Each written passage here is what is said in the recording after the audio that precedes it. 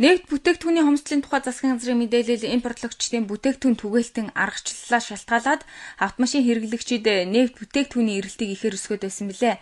Харин ерөнхий сайдын даалгавраар холбогдох газрууд шуурх арга хэмжээ авсны дүнд өнөөдрийн байдлаар Улаанбаатар хотод гэхэд шатхуун түгээх станцууд гаднаа ачаалал дараалалгүй болж нефтийн бүтээгдэхүүн дотроо хамгийн өндөр хэрэглээтэй АИ-92 бүтээгдэхүүнийг ямар ч хамаагүй аргаар олж авах гэсэн жолооч нарын хүсэл харьцангуй намжлаа гэж болохоор байна.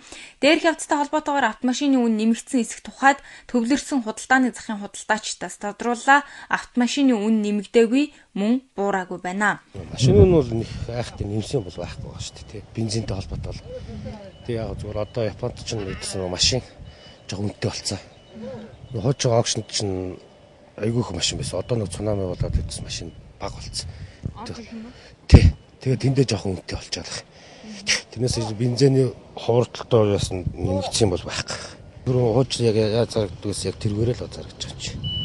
Бензин олдгоо байлаа нэмэгдлээ гэхээр худалдаа авалт буурахгүй юу? Гүү тийм байхгүй. Зам болохоор нэг жоохон нэмэгдээд идэг тал байдаг. Ер нь нэг жоохон наадмаар нэг цагаан сараа нэг жоохон нэмэгддэг. Нэг учрыг нэмэхгүй. Хэвэндээ л байгаа шүү дээ. Хэвэндээ л байгаа да. Машин ер нь ягаад жоохон өнд орчих вэ? Цаана олдсон баг болсон билгүй. Японд яг хуу эдийн засгийн жоохон уналтаа болохоор шинэ машин авч чадахгүй. Тэгээд хууч машин зарахгүй л байна. Тий. Тэгэл энэ ч жоохон үнэтэй болол цаанаа ч угаас үнэтэй болол. Манайхны гэхдээ худалдаа авалт нь нэг буурсан юм байгаа юу? Одоо нэг гайгүй л шүү дээ. Автомашины жижиглэнгийн худалдаа авалт буураагүй, үнийн огцом хэлбэлзэл хийдэггүй байгаа гэлээ. Хамаагүй.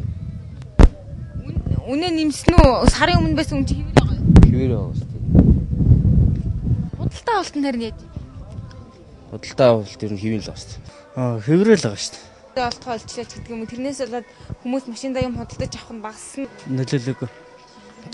Баяр наадам болох гэж байгаатай холбоотойгоор жил бүр автомашины үн нэмэгдэг бол энэ өдрүүдэд нэмэгдэг байна. Учир нь бензиний үнийн хомсдол үүссэн байдлаас болж худалдаач төдийлөн үнэ нэмээгүй байна. Хомсдлын тухай мэдээ автомашины үнд мөн цохилт өгч бууруулаагүй байдалтай байна.